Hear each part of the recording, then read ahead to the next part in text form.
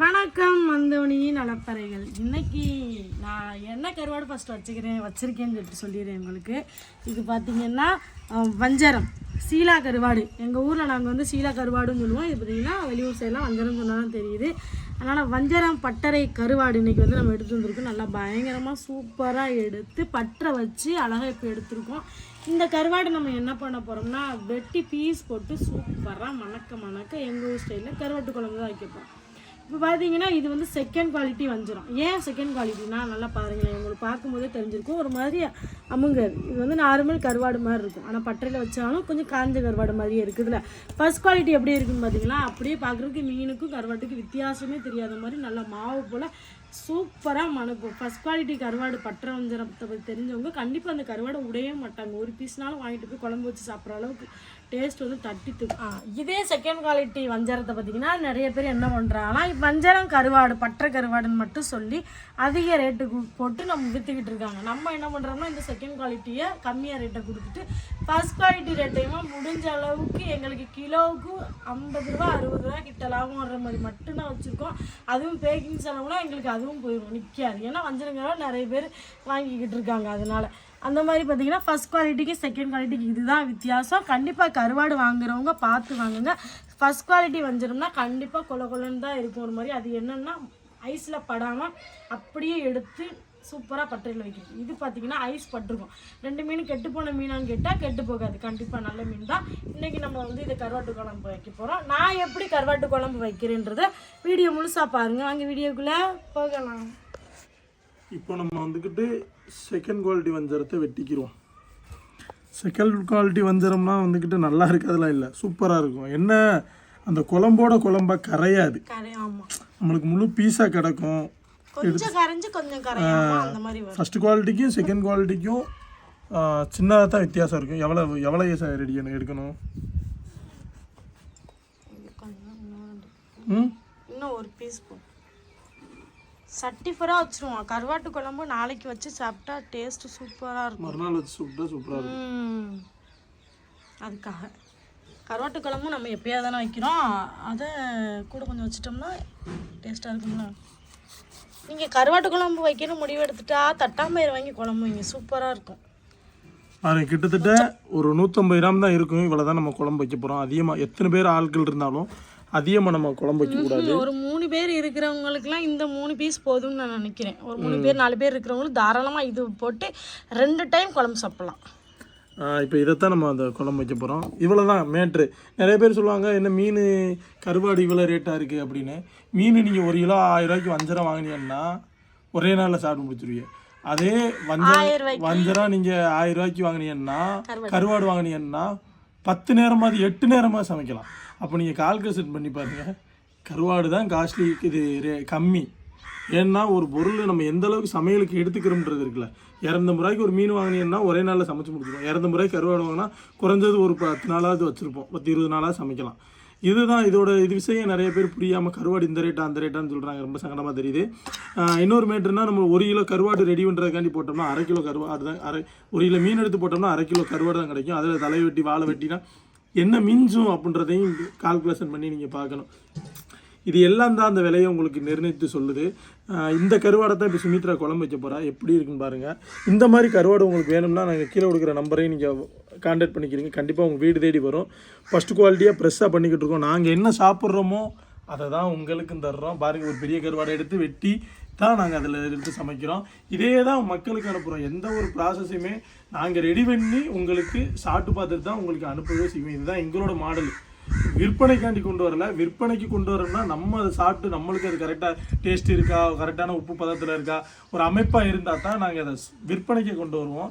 அதனால் வந்துக்கிட்டு first test பண்ணுறதே நாங்கள் தான். இந்த குழம்பு எப்படி இருக்குன்னு பாருங்கள், செம்மையாக இருக்குது. கத்தி இருந்தால் சரசரன்னு உரிச்சு போட்டுடலாம். சின்ன வெங்காயத்துக்காக சாயல் ஊடி போய் 1:30 மணி ஆயிடுச்சு.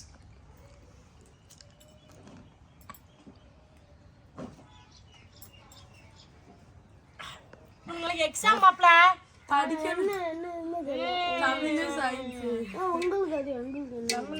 நாளைக்கு எனக்கு இல்லை உங்களுக்கு அடுத்த மாசம் ஒரு மிட்டம் சொல்லிட்டு போயிருச்சுடி. எனக்கு அதெல்லாம் நினச்சா இன்னுமே சிரிப்பாக வருது. நீ 5 பிளேட் சாப்பிடுறாக்கா? நானா கோடி ரூபா கொடுத்தாலும் என்னால் 5 பிளேட் தான் சாப்பிடணும், செத்துருவேன். என்னால் ஒரு பிளேட்டே திங்க முடியாது. சோறுனா திங்கலாம், பிளேட்டை எப்படி திங்கிறது?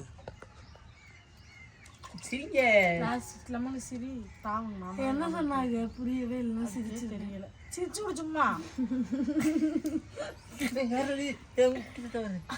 இதை மாதிரி அது என் டாப் போட்டு திருப்பி விரவுதான் கூப்பிடுறோம்.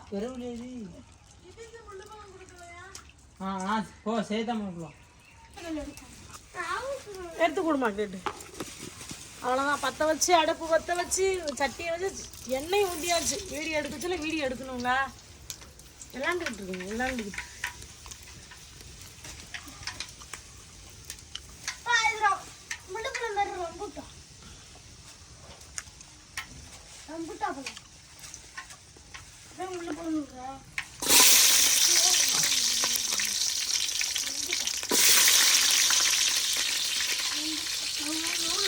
வெள்ளையா இருந்தா பாரு வெள்ளை போடு.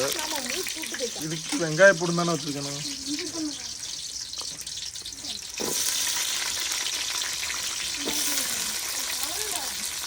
இது என்ன கலரு? வெங்காயம் ப்ரௌன் கலரா?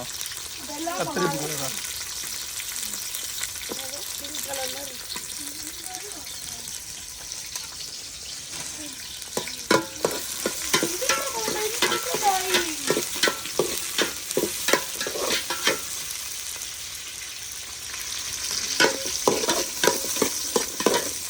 பச்சை மிளகா, கொத்தமல்லி.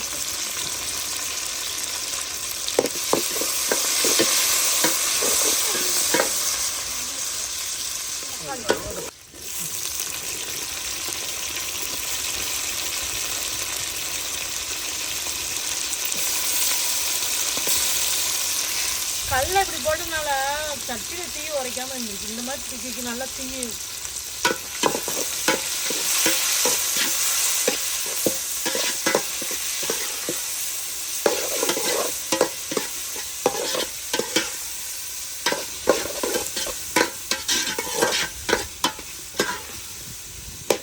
கண்டிப்பாக எனக்கு சரியாக தட்டுமா. என்ன மசாலா? இந்த குழம்பு டேஸ்டா இருக்க காரணம் என்ன? உண்மையாவே நம்ம பாரம்பரிய குழம்பு மசாலா அப்படிதான். சும்மாலாம் டேஸ்டா வராதுங்க. எவ்வளோ போட்டாலும் உரைக்காது. அதுக்காக ஒரு முட்டையை அள்ளி போட்டுட்டு உரைக்குதுன்னு அதனால பதில் சொல்ல முடியாது. மசாலாவுடைய மகிமை. எதுக்கு வேணுமான்னு கேட்டான். வேணும்னு சொன்னதுக்கப்புறம் எனக்கு ஓடிட்டான். இருக்குமா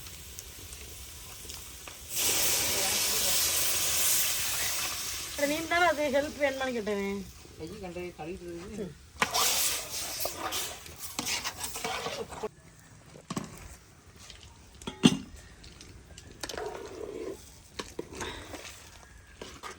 நல்லா கொதிச்சுட்டு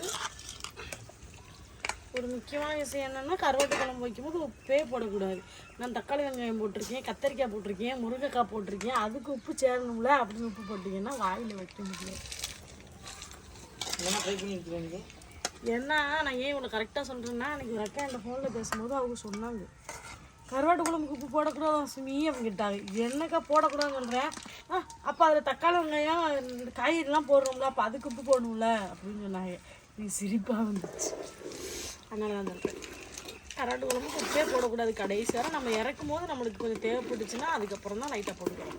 அதுவும் குழம்பு வந்து கொஞ்சம் லைட்டாக ஆனதுக்கப்புறம் உப்புமே நல்லா தெரியும். தேவைப்படலை கிரேவி மட்டும் போடணும். இப்போ வந்து பாருங்க, அந்தோனி வளப்புறையில் சூப்பராக கருவாடு செஞ்சுட்டாங்க. வீடியோ குழம்பு கத்தரிக்காய் போட்டு மிதக்க மிதக்க ஊத்து. வஞ்சரமா? செகண்ட் வஞ்சரம் அப்போ நொறுக்கி கிடைக்க. அதாங்க ஃபர்ஸ்ட் வஞ்சரம்ல தான் கரைஞ்சிருமே. ஊத்து. நீங்க ஃபர்ஸ்ட் வஞ்சரம் பண்ணோம்னா ஃபர்ஸ்ட் வஞ்சரத்தில் நம்ம இதை குழம்பு வச்சோம்னா கரைஞ்சு போயிடும். செகண்ட் வஞ்சரத்தில் நொறுக்கா இருக்கும். இதில் எது பெஸ்ட்டுன்னா ஃபர்ஸ்ட் வஞ்சரம் தான். கரைஞ்ச கருவாட்டு குழம்பு செகண்ட் வஞ்சரம். கருவாட்டு குழம்பு தான் இருக்கு. கருவாட்டு கூட நீங்களே எடுத்துருங்க. பீஸு, அதாவது நொறுக்கு பீஸ் போட்ட மாதிரி பீஸ் கிடக்கும். நம்ம மீன் குழம்புல மீன் போட்டால் எப்படி இருக்கும்? இருக்க பீஸ் மாதிரி கிடைக்கும். குழம்பு ரவுண்டாக ஊற்றுறீங்களோ? முருங்கைக்காய் மட்டும் போட்டிருந்தா வேற லெவலில்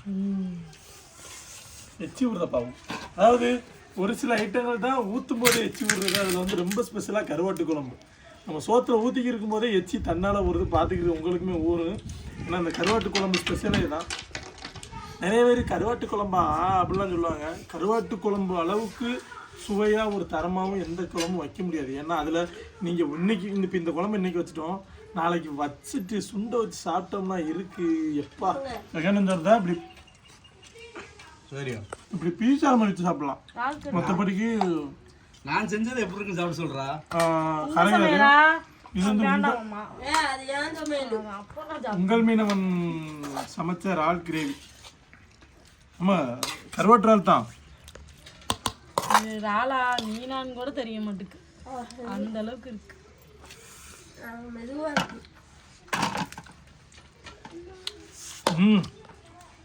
அருமையா இருக்குடா.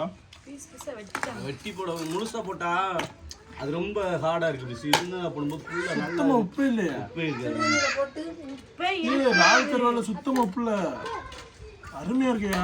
இங்க தேடி பார்த்தாலும் உப்பு கிடைக்காது. ஏன்னா ரொம்ப உப்பு இருந்தா எப்படி சாப்பிடாம வெறும் வயில சாப்பிட முடியாதுல்ல. நம்ம செய்முறை கருவாடு செய்முறை அப்படி சொன்னீங்க. நம்ம செய்முறை அப்படி, நம்ம சமையல் முறை அப்படி. கருவாட்டில் அதிகமாக உப்பு ஏற்றுற காரணமே லாபத்துக்காண்டி தான். அந்த எடை குறையக்கூடாது, அந்த வெயிட்டுக்காண்டி தான் உப்பு ஃபுல்லாக ஏற்றுவாங்க. லாபத்துக்காண்டி பண்ணுறவங்க டேஸ்ட் கொடுக்க முடியாது. டேஸ்ட்டுக்காண்டி பண்ணுறவங்களுக்கு லாபம் கிடைக்காது. நம்ம டேஸ்ட்டுக்காண்டி பண்ணுறோம்.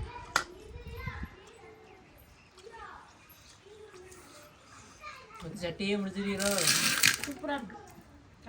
அப்படியே இந்த